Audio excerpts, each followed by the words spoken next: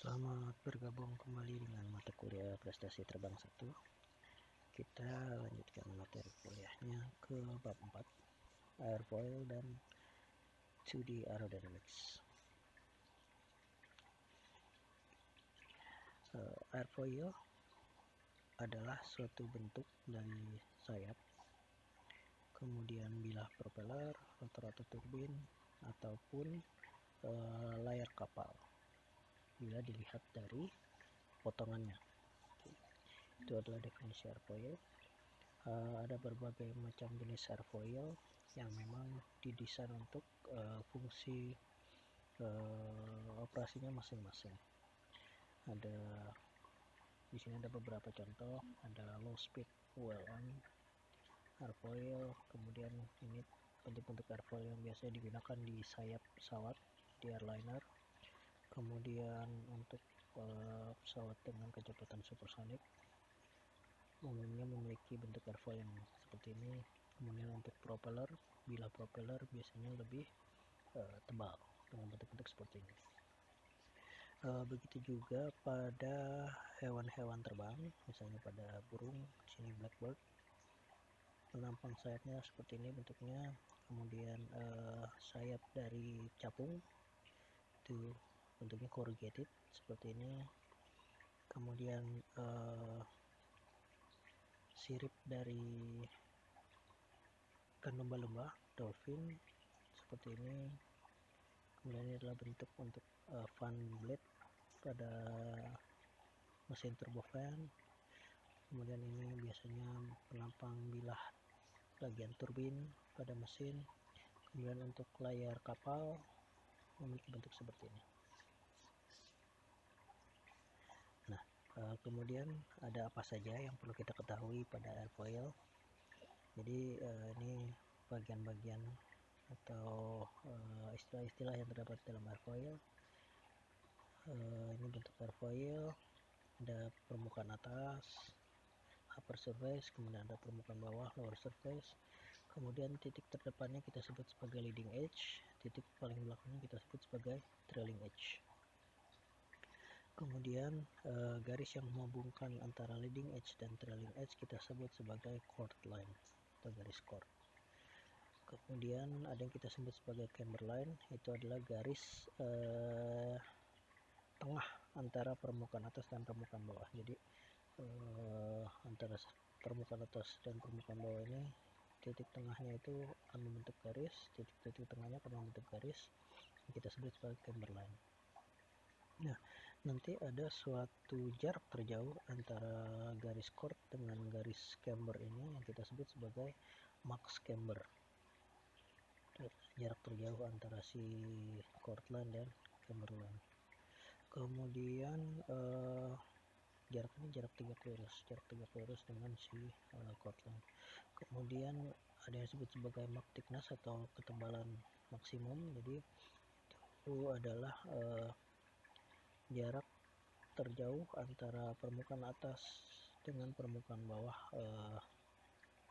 airfoil dalam jarak tegak lurus terhadap chord line.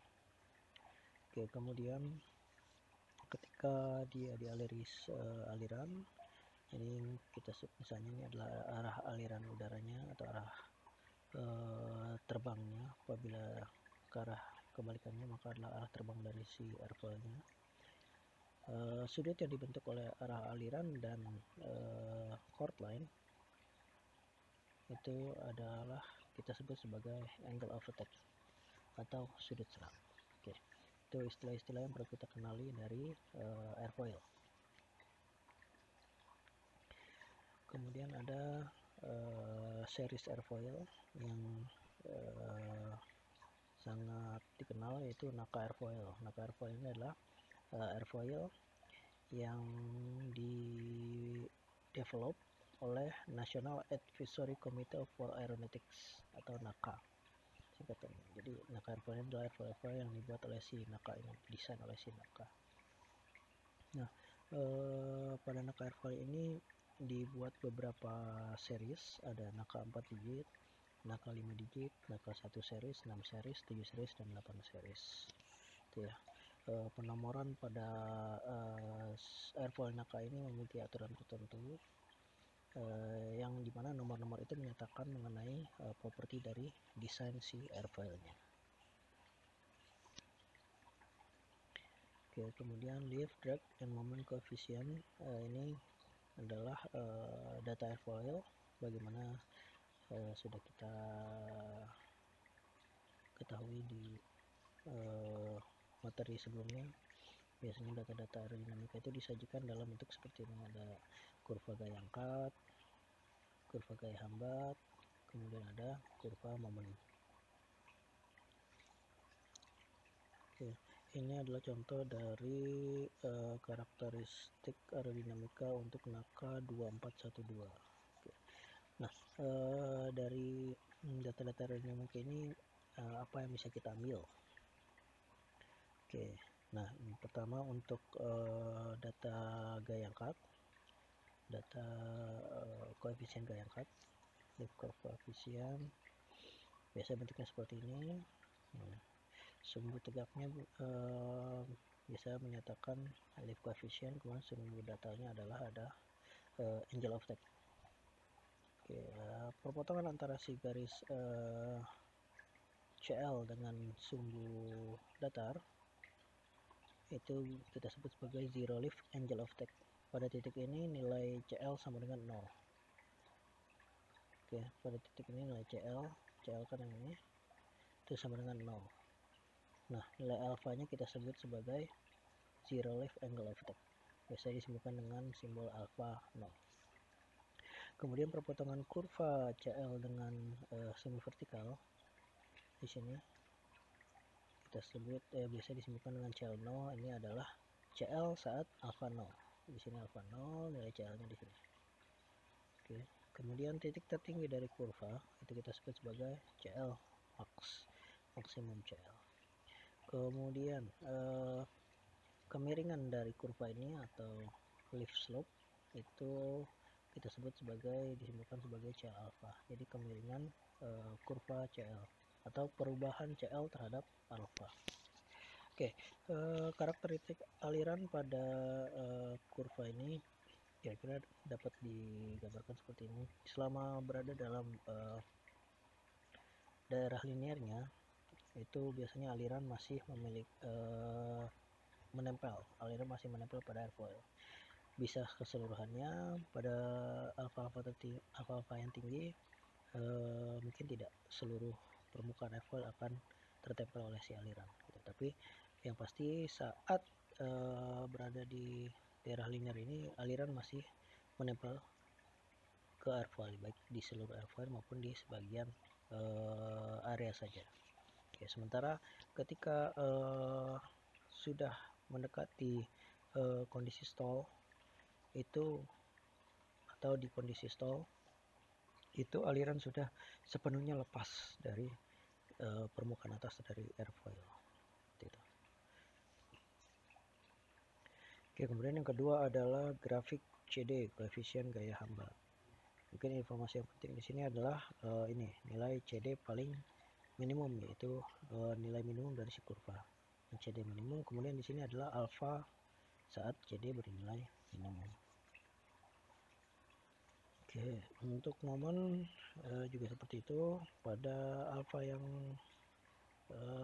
sangat rendah itu aliran udara pada bottom surface umumnya sudah terlepas. Pada daerah yang bisa kita katakan linear, di sini aliran masih menempel baik bisa jadi pada keseluruhan airfoil, bisa juga pada area tertentu saja. Nah, kemudian di daerah-daerah ujung dari sini, dari kurva ini sudah mendekati stall. Nah, di saat stall nanti aliran udara sudah pada permukaan atas itu sudah sepenuhnya akan lepas dari airfoil. Oke, kemudian bagaimana kita mengambil informasi ini? Tadi ada alpha 0, CL 0, kemudian CL max, ada CL alpha dari suatu data aerodinamika. Oke, ini Mas yang tadi ya, angka 2412.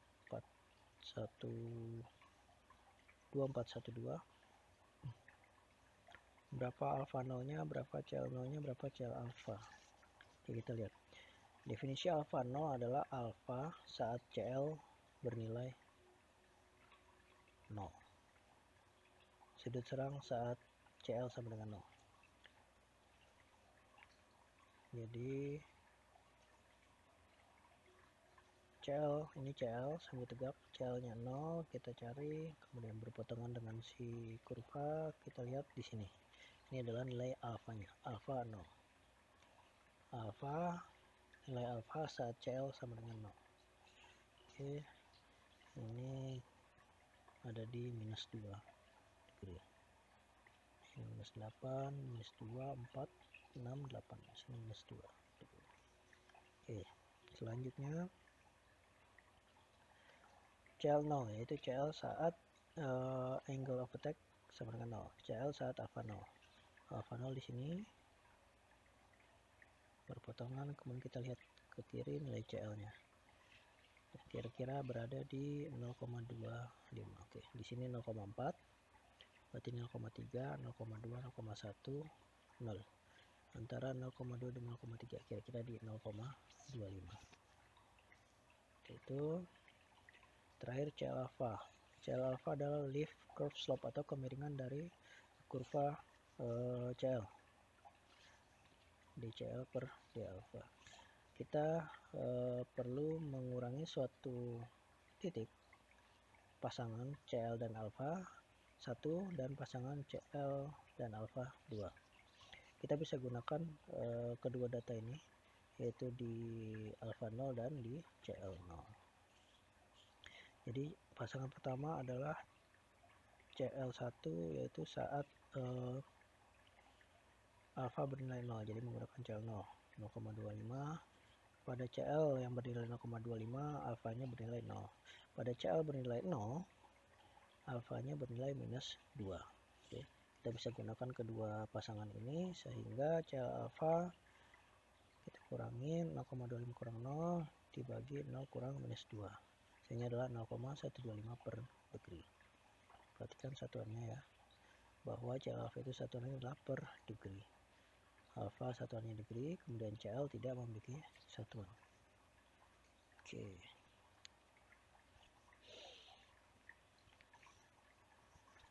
Sekarang misalnya pada soalnya menyatakan bahwa si airfall ini beroperasi pada ketinggian sea level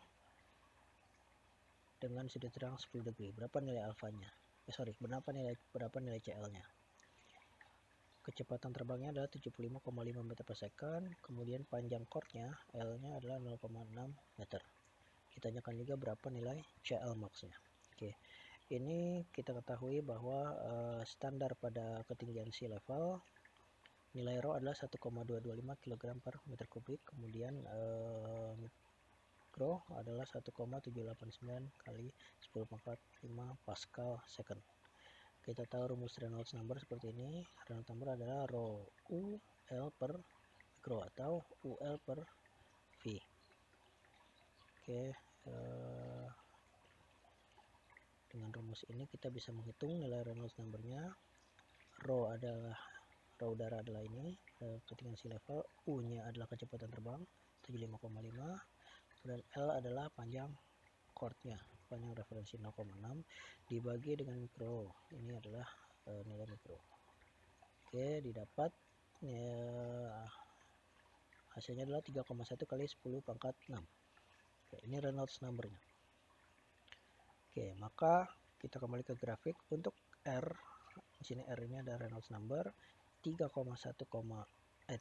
kali 10 pangkat 6 itu disimbolkan dengan bentuk lingkaran. Jadi untuk grafik-grafik yang memiliki garis yang memiliki bentuk lingkaran itu adalah milik untuk Reynolds number 3,1 kali 10 pangkat 6. Di sini ada yang bentuk segitiga, itu untuk Reynolds number 5,7 kali 10 pangkat 6. Namun dengan standar roughness, jadi ada kekasaran tertentu, ada koefisien tambahan bahwa si airfoil ini memiliki suatu kekasaran tertentu. Sementara untuk yang 3 di atasnya ini adalah untuk airfoil yang kita anggap smooth, halus permukaannya. Oke, kemudian ini ada yang bentuk diamond 8,9 kali 10/6, kemudian segi 4 persegi ya, ini misalnya itu 5,7 kali 10/6. Sementara yang lingkaran, ini yang lingkaran nih, yang lingkaran itu 3,1 kali 10/6. Oke. Jadi kita sudah menemukan Reynolds number-nya, maka kita cukup memperhatikan garis yang memiliki Reynolds number 3,1 kali 10/6. Pertanyaannya tadi pada alpha 0 degree berapa CL-nya? Kemudian kedua berapa CL max? Oke, alpha 10 degree, alpha 10 degree itu ada di ini, di sini 8, sini 16. Berarti di sini ada 4 ya. 1 2 3 4. Garis keempat itu 8, berarti satu garisnya bernilai ini sini 2 4 6 8 10. Berarti 10 di sini. Ke atas. Nah, ini kebetulan garis untuk yang lingkaran, segi 4 dan diamond masih bersinggungan di sini ya. Jadi di sini dia berpotongannya pada saat alpha 10, kemudian kita tarik ke kiri. Ini adalah nilai CL-nya. Jadi antara 1,2 dengan 1,3. Kira-kira CL-nya adalah 1,25. Oke, kemudian CL max. CL max untuk Reynolds number 3,1 kali 10/6. Kita cari nilai lingkaran yang paling maksimal di sini ya, garisnya di sini. Ini adalah CL max-nya, yaitu 1,6. Yaitu pada sudut 15 degree. Ini 16, ini 14, antara 14 dan 16 itu 15. Oke. Kemudian untuk gaya hambatnya tadi Reynolds number 3,1 kali 10/6, ditanya CD min-nya berapa, CD minimum, kemudian CD 0-nya berapa. CD min adalah nilai CD yang paling kecil. Kita perhatikan garis untuk simbol lingkaran. Ini lingkaran, sini ya. Nah, kira-kira di sini CD min. Sini nilainya kira-kira 0,065 pada saat perhatikan sumbu datarnya ini CL bukan alpha, jadi pada saat CL di 0,44 atau 0,45 lah tengah-tengahnya. Nah, CL pada saat CD minimum itu biasa disimbolkan CLI. Oke, kemudian CD0. CD0 adalah saat CD saat CL sama dengan 0.